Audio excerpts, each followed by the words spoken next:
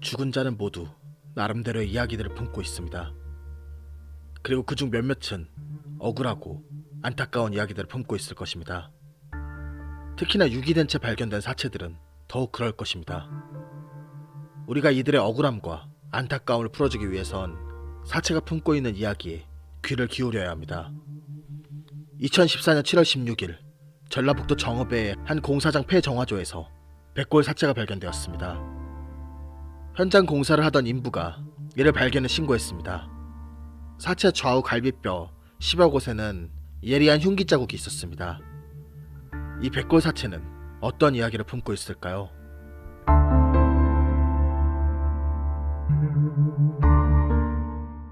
DNA 분석 결과 사체의 주인은 5년 전 실종된 이모 씨로 드러났습니다. 경찰은 사체의 주인이 드러나자 바로 한 사건을 떠올렸습니다. 사건의 시작으로 그 시점을 돌려보겠습니다. 때는 2009년 4월 20일 화물기사였던 성모 씨는 법원에서 파산 선고를 받았습니다. 평소 도박을 즐기던 그는 도박빚에 눈덩이처럼 불어나자 파산을 선택한 것입니다. 하지만 파산 선고를 받은 그날도 빚 독촉 전화는 끊이지 않았습니다.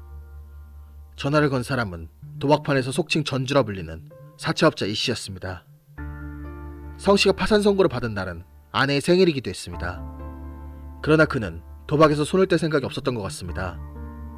파산 선고를 받기 전날에도 도박을 하기 위해 이 씨에게 50만 원을 빌렸던 것입니다. 이 씨는 성 씨가 다니던 화물차 회사 대표의 동생이었습니다.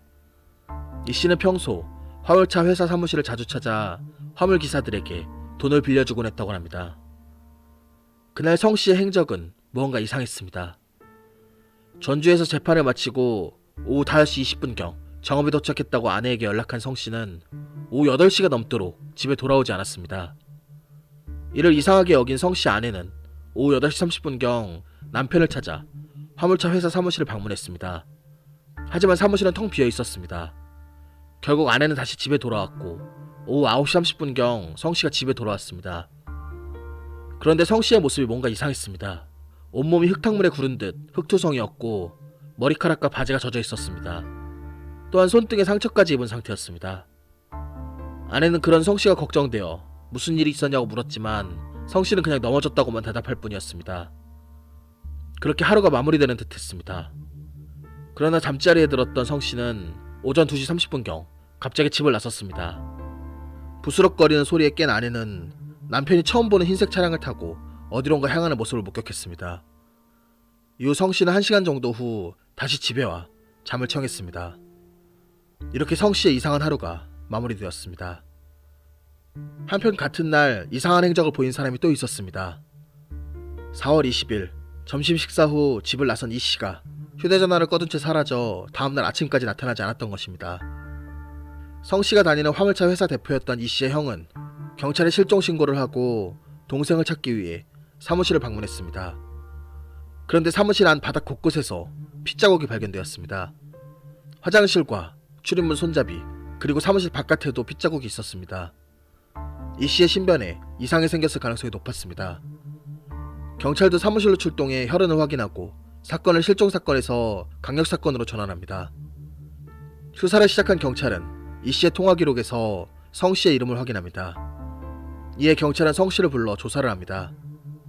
성 씨는 20일 저녁부터 21일 오전까지의 행적을 진술합니다. 경찰은 그의 진술을 확인하기 위해 성 씨의 아내를 불렀고 성 씨와 그의 아내가 진술이 서로 다른 부분을 파악합니다. 결정적으로 진술이 달랐던 부분은 21일 새벽 시간대 행적에 대한 진술이었습니다. 성 씨는 집 근처에서 맥주를 마셨다고 진술한 것과 달리 그의 아내는 성 씨가 흰색 차를 몰고 나갔다고 진술했던 것입니다. 경찰은 아내가 목격한 흰색 차량에 주목했습니다. 마침 이 씨의 차량이 흰색이었기 때문입니다. 경찰은 이 씨의 차량을 찾기 위해 수색을 시작했고 화물차 회사 사무실 인근의 병원 주차장에서 차량을 발견합니다. 그런데 차량의 번호판이 바뀐 채였습니다. 차량 내부를 정밀 감식하자 성 씨의 지문이 검출되었습니다. 한편 경찰은 다른 기사들을 상대로 성 씨가 평소 이 씨에게 곧잘 돈을 빌렸고 도박빚 때문에 자주 독촉에 시달렸다는 진술도 확보합니다. 경찰은 이러한 진술과 여러 증거들을 종합해 성 씨가 이 씨와 빚 문제로 다투다 이 씨를 살해한 것으로 판단합니다. 이후 시신을 유기하는 과정에서 들키지 않기 위해 이 씨의 차량 번호판을 바꿔 시신 유기에 사용한 것으로 추정했습니다. 하지만 시신이 발견되지 않아 살인사건으로 성립이 되지 않는 상황. 경찰이 이 씨의 시신을 수색하는 데 주력하는 사이 성 씨가 감쪽같이 사라져버립니다. 4월 24일 성 씨는 신태인역 앞에서 아내와 세 딸들을 만났고 부안터미널 근처의 한 모텔에서 가족과 함께 숙박했습니다. 그리고 다음 날인 4월 25일 오전 10시 가족과 헤어진 뒤 자취를 감췄습니다. 성 씨 아내는 이후 경찰에게 남편이 2-3일 정도 머리를 식히고 온다고 해서 현금 10만원과 체크카드 1장 그리고 양말과 속옷 등을 사주고 헤어졌다고 진술했습니다.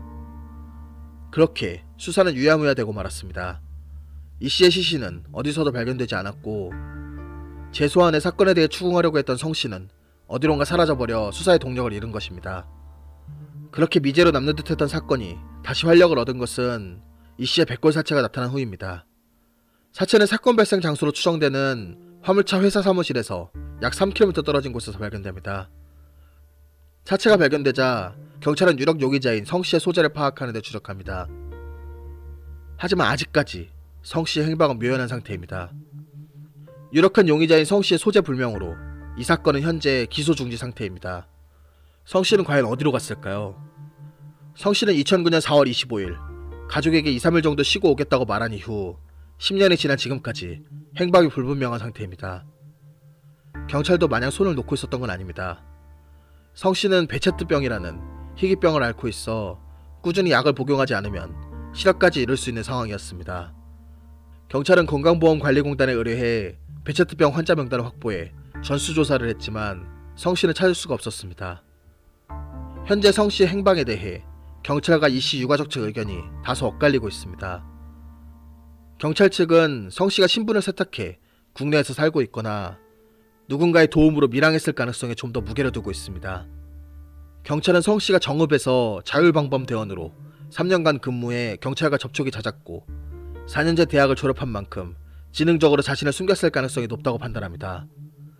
따라서 신분을 세탁해 타인의 신분으로 살고 있거나 해외로 밀항했을 가능성이 있다고 주장합니다.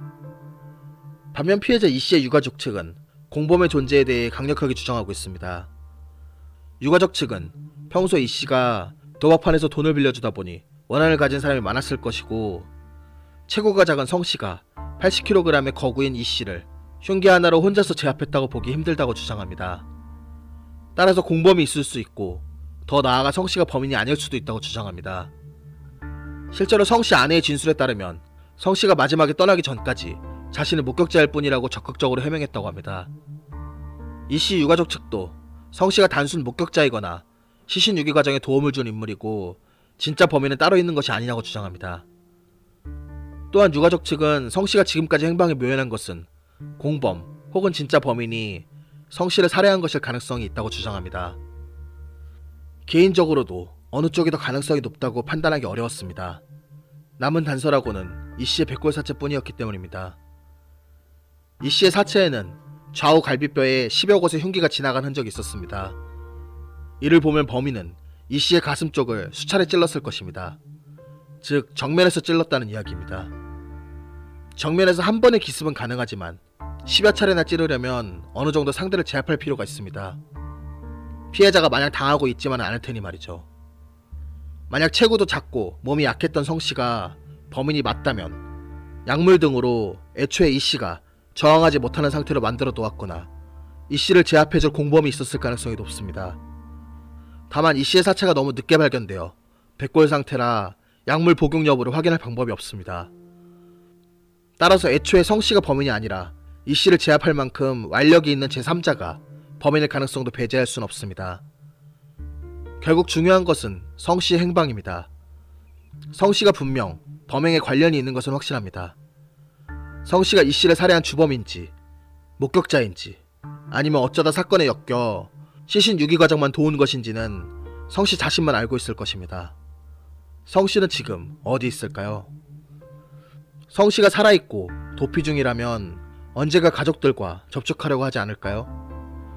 다만 의문점은 남아있는 성 씨 가족들은 왜 성 씨를 찾아달라고 하지 않을까요? 무려 10년이나 지났는데 말이죠. 물론 사건을 잊고 살아가고 싶어하는 사람들도 있습니다만 애초에 헤어질 당시 2, 3일만 쉬고 온다고 했던 것을 봤을 때 며칠이 지나도 오지 않으면 걱정돼 신고하는 것이 자연스럽지 않나요? 하지만 성씨의 가족들은 성씨를 찾을 생각이 없어 보입니다. 가족들은 왜 성씨를 찾지 않을까요? 어쩌면 성씨를 찾을 열쇠는 남아있는 가족들이 쥐고 있을지 모릅니다. 이상 미제 사건 파일 잔맛이었습니다.